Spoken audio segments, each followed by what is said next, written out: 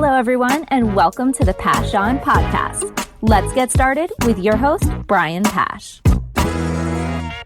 Hi, this is Brian Pash, and welcome to another podcast. I'm really excited to have two amazing leaders on today's show. Bob George, he's the AVP of hold on. Is it product at Cox or at? Yeah, you can say product management for dealer.com. For dealer.com. That's how it's still Cox. Okay, great. All right, Connor. We're going to start this again. There we go. Hi, this is Brian Pash, and welcome to. Whoa! Brian forgot to turn off his email. Whoa! What kind of? I just did that too. I shut my email. Oh, I got to put my. Hey, Brian, if you want to say VP of product management, I will not be offended. VP product. Might as well start putting it out there, right? No, I really think. I mean, I'll vote if I got to call somebody. If I got to call somebody to get it done, I will get it done. That's great. All right, Connor. Now we're really serious.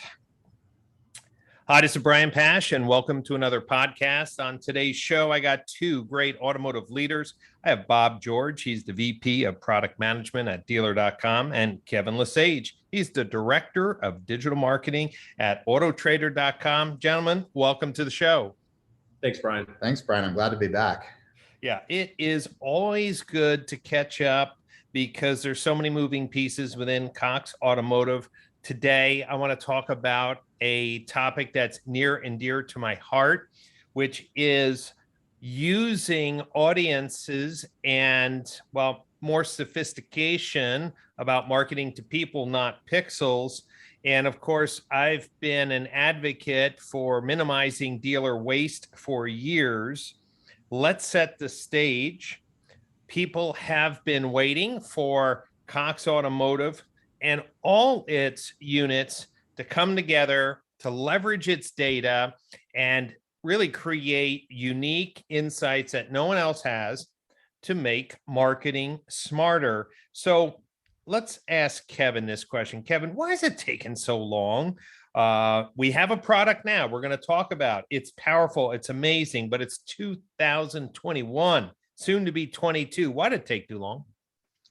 Yeah, it's a good question, Brian. I mean, what it really came down to is just a lot of data, right? If you think about it, from vAuto to Xtime to VIN to DealerTrack, Dealer.com, AutoTrader, Kelley Blue Book, the list goes on.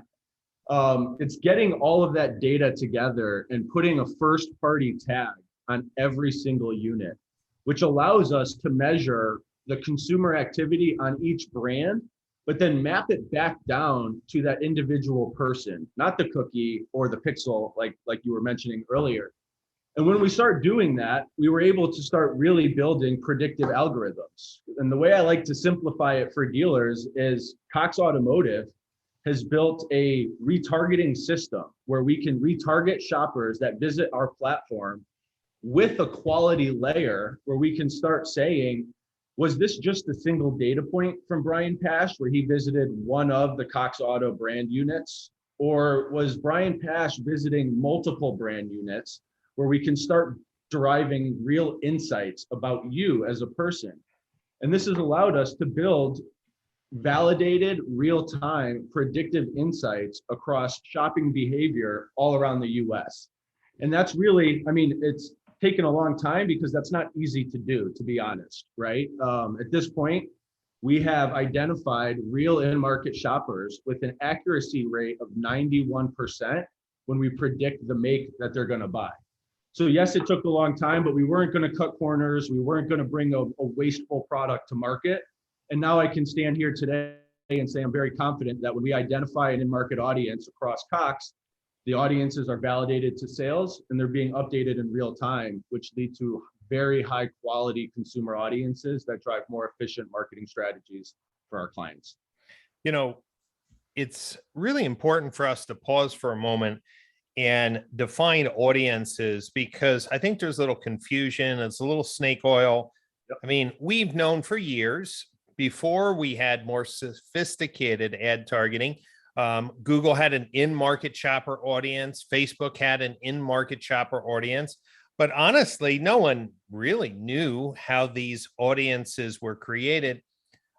At the Digital Marketing Strategies Conference, I made a point that third-party marketplaces like KBB and Auto Trader really have new life and purpose, because at one time dealers thought them to be only a third-party classified listing, but today a dealer can wrap their head around that Cox has properties, data, and insights because of their whole ecosystem. And Bob, for me, if I told the dealer, hey, we've created a data lake, we've anonymized and privacy compliant way, shopping behavior, but if they're on Auto Trader, if they're on KBB, or if they're on the dealer.com website, if they engage with a VIN Solutions email, if they use any one of the KBB trade tools or instant cash offers, we're going to roll that all up together. Like, to me, a dealer would say, no, I get that, versus, hey, I'm selling an in-market shopper audience. Hey, how was it created? Sorry, I can't tell you. That's our proprietary data. How has it been communicating this new audience product to dealers? Yeah, so the way I think about this is, it's one thing to say we have in-market audience data, and then you need to ask questions. Well, in-market for what? In-market when? And in-market why, right? Because there's very different reasons. It's easy to put someone in a bucket of, we think they're in market for a new vehicle in this price range. It's another to understand why they're in market for the vehicle and where they might actually ultimately land. I'll tell you a quick story about this. Let's imagine that I am looking at a Chevy Tahoe to buy, and my dad is looking at a Chevy Tahoe to buy. And we both live, fairly close to each other, similar zip code, right? So a basic product would say these are both the same shopper, Bob George and then his father, and they're both looking at Chevy Tahoes. So let's show them Chevy Tahoes and Denali's and that sort of thing. A more nuanced and intelligent audience solution would know, well, Bob can buy the Chevy Tahoe, but he's got 4 kids. And so he probably needs to, he needs 3 rows. So the Tahoe is an option, the Suburban's an option, the Traverse is an option. Whereas they look at my dad and say, yeah, he started on the Chevy Tahoe too, but he just wants to tow a boat around and, load it up with plywood and that sort of thing. So he can look at a Silverado. My dad's never going to buy the Traverse. I'm never going to buy the Silverado, but we both started on the same car. And so that's why all that context of why and how and when matters so much.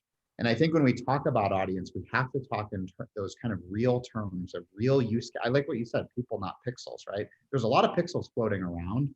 There's not a lot of companies that are assembling those into stories that then multiple marketing channels can follow with the right content, right time, for the right reason. So let's talk about this audience concept one step further.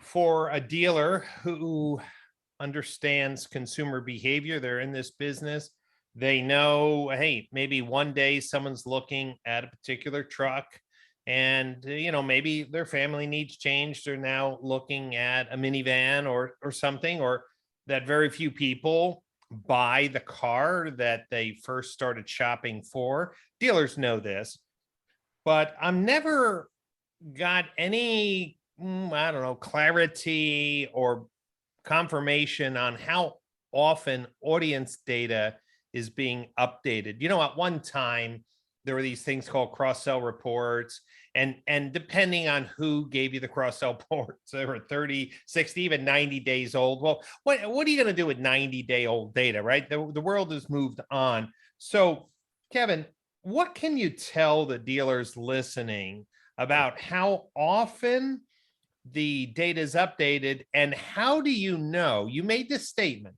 that it's 91% accurate. That's a super impressive number, but on the edge of unbelievable. So let's answer 2 questions. How often is it updated, and how do you test that claim? Or, hey, we thought this person was a Camry shopper. We advertised Camry and they bought. How does that process work? Yeah, so Brian, the biggest variable in success when it comes to consumer targeting is the relevancy of your data, right? And when people are shopping for cars, they literally change their mind daily sometimes. We've all seen it, and I joke with dealers that they know people walk on their lot to buy one car and drive off in a different car all of the time. So when we started looking at creating audiences, the biggest thing we had to get right was keeping that audience relative in real time. And let me explain that a little bit with a hypothetical story, because it's happening millions of times over every single day. But I might have spent all summer long researching to buy a Corvette convertible, right? After seeing what you've purchased. And Cox would know that. I've been for 90 days, I've been a repeat visitor at Auto Trader, KBB, reading reviews. And they've looked at all of these data points and they have me pinned as a ready to buy shopper, maybe even started submitting leads. And all of that activity is saying Kevin's low funnel, ready to buy.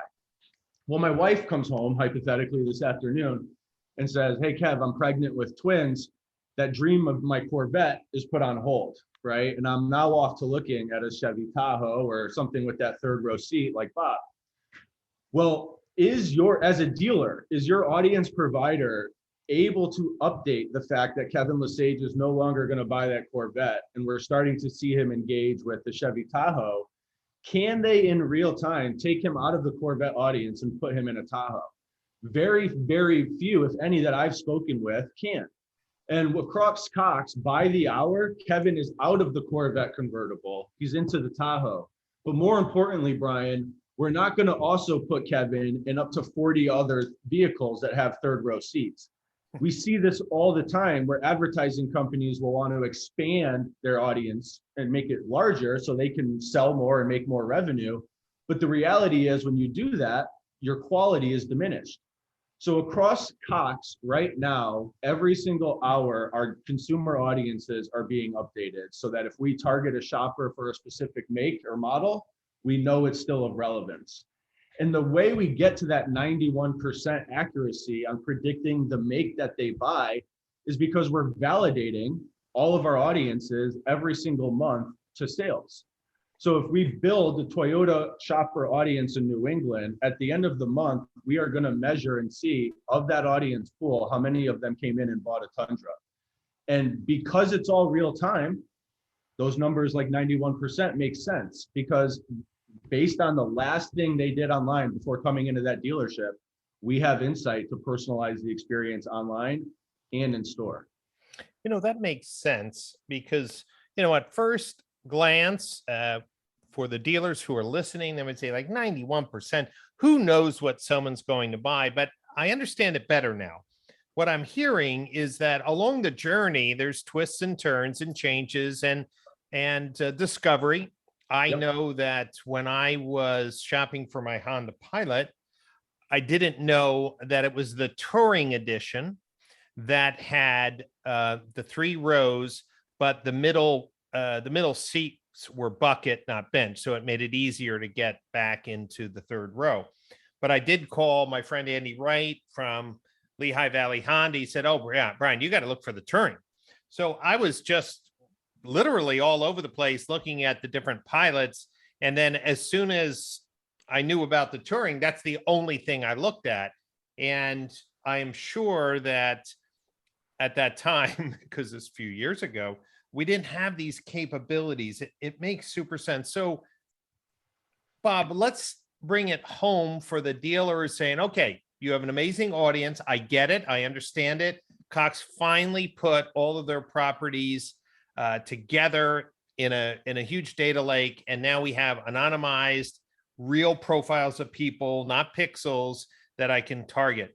What does it do to ad campaign effectiveness? Since we're weeding out the junk, are we spending more, but getting higher quality? Are we getting more conversions and engagement for the same dollars? How would a dealer look at his ad budget? He's using another agency. He's spending $5,000 a month and he's thinking of coming to Cox. How would you describe what this audience targeting would do for his $5,000? Yeah, so we actually have some real life examples here that I can share with you. So the punchline is, I would say you're going to reach more qualified buyers with that money, right? And what here's an example that we've used. So our connected television, CTV advertising video product that we rolled out, beginning of last year, natively uses all of that first-party Cox Automotive data that Kevin was describing. So that was a good start, right? We're getting those kind of real-time insights.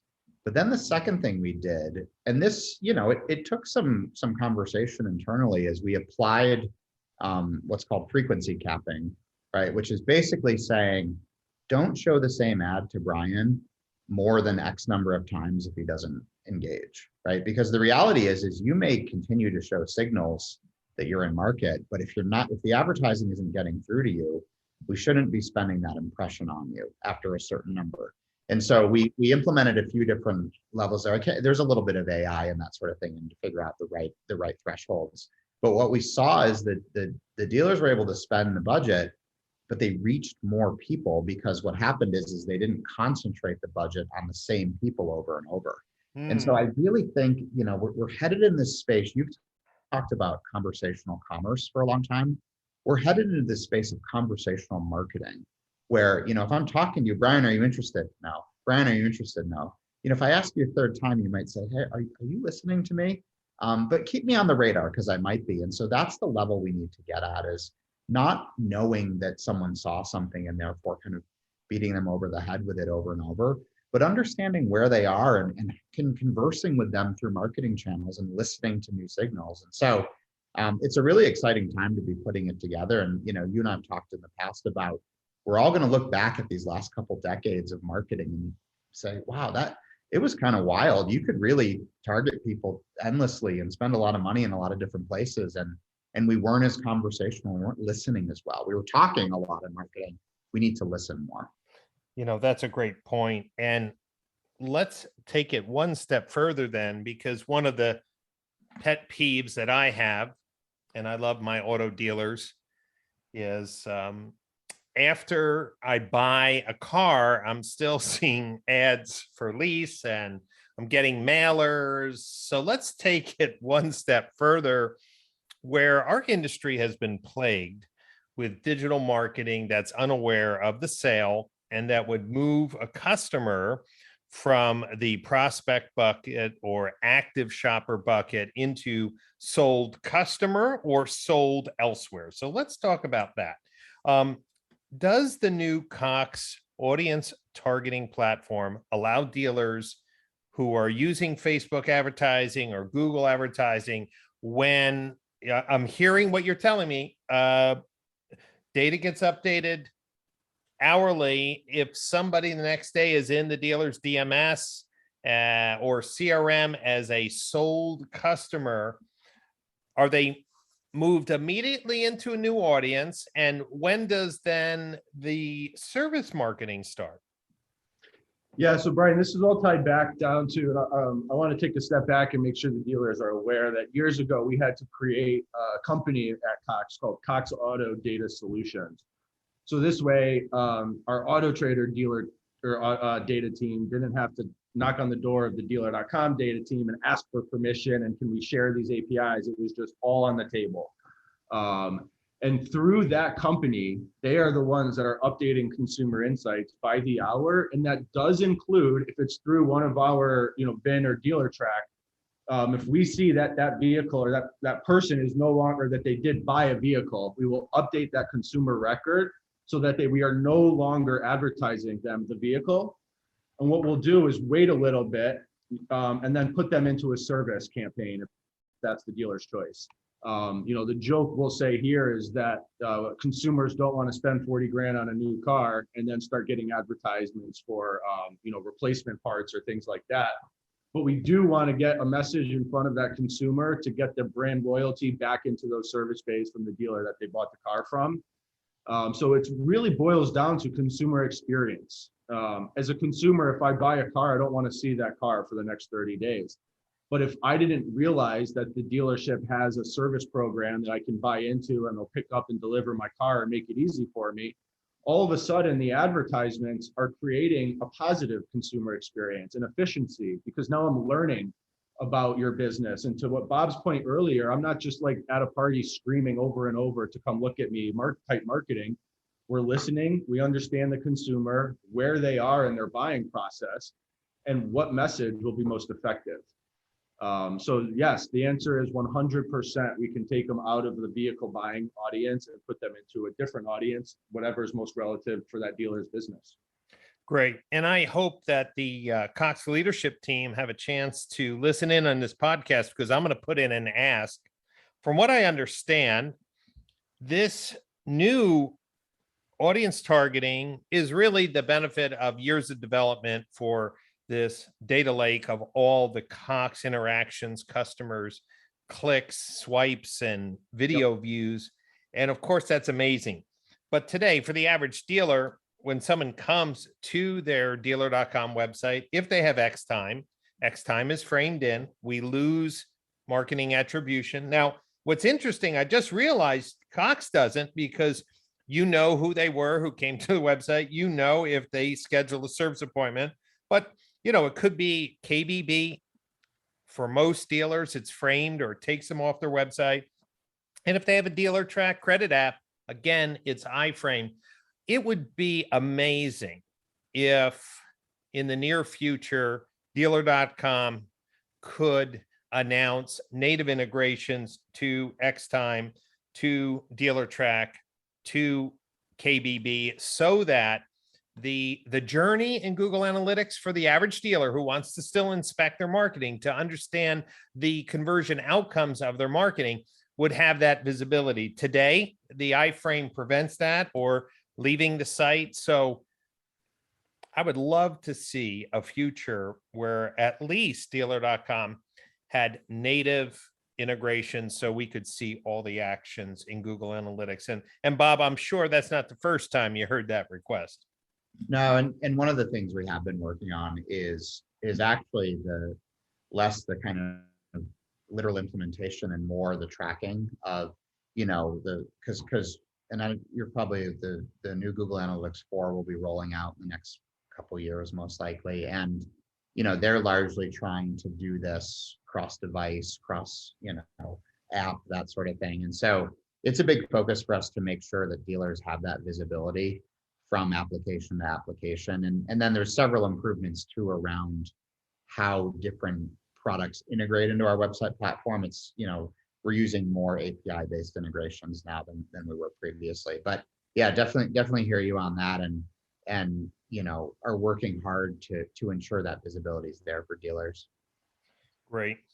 Well, gentlemen, I am really excited to start to inspect some of these campaign results. Obviously, we have a lot of shared clients, and I love the fact that as a marketplace vendor, as a CRM vendor, as a website vendor, as a wholesale vehicle platform, and the many other pieces along the way, that this data is finally being weaponized to create a more effective ad delivery. I love that conversational marketing. I may have to steal that.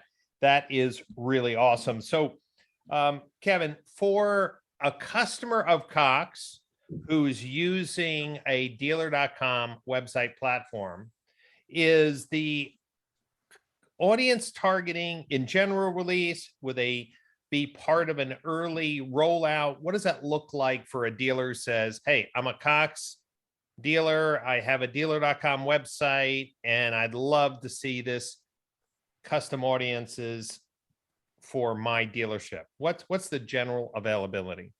Yeah, good question, Brian. At this point, we've got a few dealers under 10 across the country running pilots that launched, I'll be honest, September 1st. So we're 2.5 months of running this data that have confirmed our decision that the campaigns work, and this is something that'll bring a lot of value to market.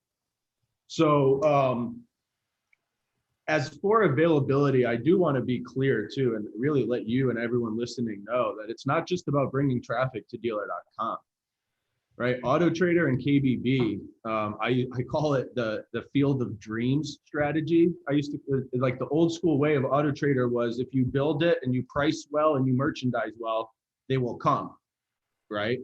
Well, now I don't have to wait for the shopper to come to our platform. I know who they are and I know the vehicle they want.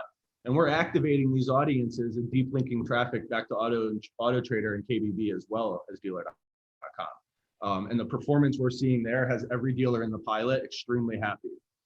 And I think what this comes down to is really getting these brands to work together. But we're not in theory anymore. These campaigns are almost live for 3 months. And if dealers listening are interested, feel free to reach out to me, Kevin.LeSage, LESAGE. And I'd be more than happy to talk to you about, the activation across Facebook, across OTT channels, and really the vision we have for bringing this to market. Wonderful. Wonderful. Well, that is absolutely what we want to do. We want to get dealers in the front of the line to take advantage of this new platform enhancement for marketing. And I love that. Conversational marketing. Stop marketing to pixels, start marketing to people. This conversation obviously is going to be picked up in just a few days at the Automotive Analytics and Attribution Summit in beautiful Palm Beach, Florida. And if you're listening to this podcast, you should know that virtual tickets are still available. All of the main stage sessions, including keynote from Cox, will be available for 90 days. So every panel, every keynote, every workshop will be available for replay. It's a great educational experience. You can go to automotiveattributionsummit.com to purchase your tickets either now or anytime between now and the end of February to read into, learn, and to share that content from the conference. If this is the first time you're listening to a podcast, you should know that every week I'm interviewing industry leaders, innovators, disruptors, forward-thinking automotive professionals. So make sure you check out the dozens of podcast sessions that are available on your favorite podcast player, or you can go to brianpash.libsyn, LIBSYN.com. Bob, Kevin, another amazing day. Are you guys going to be out at NADA? We look forward to it. Back in person. All right. Well, listen, we're looking for big things from Cox Automotive and dealer.com. So bring some good surprises to show me at the show. For everyone who's listening, thank you so much for your time, and check out another episode that we're releasing for the AAS conference in just a few days. Have a great day.